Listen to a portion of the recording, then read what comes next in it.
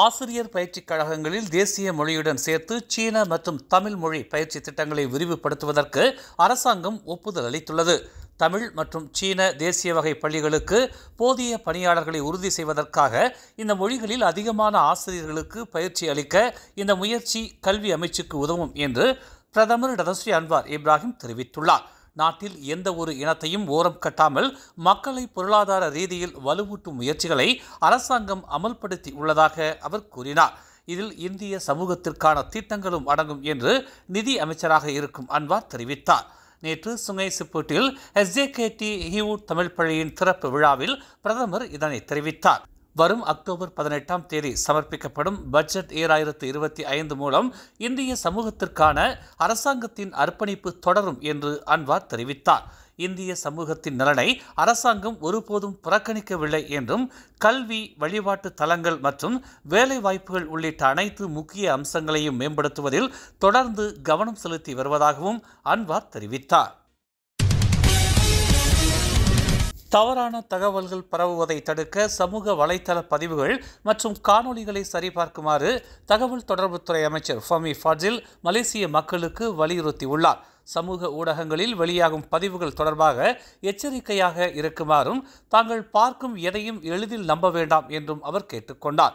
பெரும்பாலும் வீடியோக்கள் குறிப்பிட்ட நிகழ்வுகளின் பழைய காட்சிகளாக இருக்கலாம் அல்லது விவரங்களை சொல்ல தவறியிருக்கலாம் என்றும், எனவே உள்ளடக்கத்தை யார் இடுகையிட்டார்கள், அது முறையான கணக்கிலிருந்து வந்ததா அல்லது போலியானதா என்பதை சரிபார்க்க வேண்டும் என்று அவர் நேற்று மாநில அளவிலான கிதா மடானி திட்டத்தை தொடங்கிய பின்னர் செய்தியாளர்களிடம் தெரிவித்தார். அனைத்து இந்திய முஸ்லீம் உணவகங்களும் சிகரெட் விற்பனையை நிறுத்த வேண்டும் என்று மலேசிய இந்திய முஸ்லீம் உணவக உரிமையாளர்கள் சங்கமான பிரஸ்மா முன்மொழிந்துள்ளது. சங்கத்தின் கீழ் உள்ள 12,000 உணவகங்களில் 40 விழுக்காடு உணவகங்கள் இனி புகையிலை பொருட்களை விற்பனை செய்வதில்லை என்று முடிவு செய்துள்ளதாக பிரஸ்மா தலைவர் ஜவஹர் அலி தயூப் கான் தெரிவித்துள்ளார். இது உணவு தொழிலுக்கு சாதகமான முன்னேற்றம் என்று அவர் கூறினார்.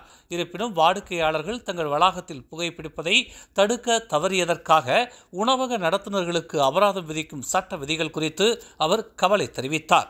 ஆபரேட்டர்கள் தங்கள் உணவகங்களில் புகைப்பிடிக்க வேண்டாம் என்று கட்டளையிடுவது கடினம் என்று அவர் சுட்டிக்காட்டினார். பேரா பந்தாய் ரெமிஸ் தமான் பின்தாங்கில் வீடொன்றின் மீது பெட்ரோல் குண்டுகளை வீசிய 3 நபர்களை போலீசார் தேடி வருகின்றனர். அம்மூவரும் கந்துவட்டிக்காரர்களின் கையாட்கள் என நம்பப்படுகிறது. நேற்று முன்தினம் அதிகாலை 3:08 மணி அளவில் இச்சம்பவம் நிகழ்ந்துள்ளது. அந்த வீட்டை நோக்கி 9 பெட்ரோல் குண்டுகள் வீசப்பட்டதில் கார் ஒன்றும் மோட்டார் சைக்கிள் ஒன்றும் தீக்கிரையானதாக மஞ்சோங் மாவட்ட போலீஸ் தலைவர் ஹஸ்புல்லா அப்துல் ரஹ்மான் குறிப்பிட்டார். இச்சம்பவம் குறித்து பாதிக்கப்பட்ட 25 வயது நபர் காலை 9:36 மணி அளவில் போலீசில் புகார் கொடுத்தார். இதனை அடுத்து விசாரணை நடைபெற்று வருவதாக அவர் கூறினார். பினாங்கு, ஜார்ஜ் டவுன், தஞ்சோங் தோக்கோங்கில் நீராடச் சென்றபோது காணாமல் போன 44 வயது ஆடவர் ஒருவரின் சடலம் கண்டெடுக்கப்பட்டது. கடற்கரையிலிருந்து 50 மீட்டர் தொலைவில் சடலம் கண்டெடுக்கப்பட்டதாக பினாங்கு தீயணைப்பு மற்றும் மீட்புத்துறை செய்தி தொடர்பாளர் தெரிவித்தார். நேற்று காலை 6:30 மணி அளவில் பொதுமக்களிடமிருந்து தங்களுக்கு அழைப்பு வந்ததாக அவர் கூறினார். இதனை அடுத்து பாகான் ஜெர்மல் தீயணைப்பு நிலையத்திலிருந்து 9 தீயணைப்பு வீரர்கள் கொண்ட குழு அந்த இடத்திற்கு அனுப்பப்பட்டது. இந்நிலையில் பாதிக்கப்பட்டவர் இறந்துவிட்டதாக மருத்துவ பணியாளர்கள் அறிவித்ததாக செய்தி தொடர்பாளர் தெரிவித்தார். மலேசிய முத்தமிழ் சங்கத்தின் ஏற்பாட்டில் கலை, இலக்கியம் உள்ளிட்ட துறைகளைச் சார்ந்தவர்களுக்கு சிறப்பு விருதுகள் வழங்கும் விழா நேற்று முன்தினம் பெட்டாலிங் ஜெயா தோட்ட மாளிகையில் நடைபெற்றது.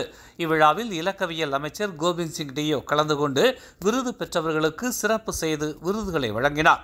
தேசிய நிலநிதி கூட்டுறவு சங்கத்தின் தலைமை நிர்வாக இயக்குனர் இடத்தோபா சகாதேவன் விருது பெற்றவர்களுக்கு சான்றிதழ்களை வழங்கினார். ஓம்ஸ் அறவாரிய தலைவர் ஓம்ஸ் ப தியாகராஜன், மனிதநேய மாமணி ரத்னவள்ளி அம்மையார் இருவரும் விருது பெற்றவர்களுக்கு சிறப்பு செய்தனர்.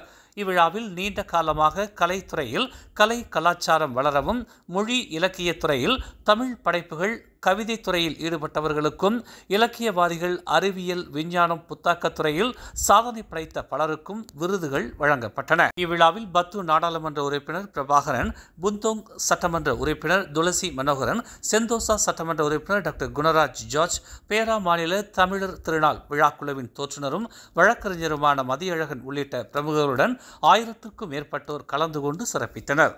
அமைச்சர் கோவிந்த் சிங்கின் உருவப்படத்தை ஓவியர் லேனா ஓவியமாக வரைந்து முத்தமிழ் சங்கத்தின் சார்பாக அவருக்கு நினைவு பரிசாக வழங்கினார். மேலும் செய்திகளை தெரிந்து கொள்ள தமிழ் மலர் நாளிதழை பாருங்கள். உடனுக்குடன் செய்திகளை தெரிந்து கொள்ள தமிழ் மலர் இணையதளம், தமிழ் மலர் செயலி மற்றும் மலர் டிவி யூடியூப் சேனலை வலம் வாருங்கள். எங்களோடு இணைந்திருக்க மலர் டிவியை பதிவு செய்து கொள்ளுங்கள். உறவுகள் மகிழ்ந்திட விருப்பம் மற்றும் பகிர்வு சேவையை சொடுக்கிடுங்கள்.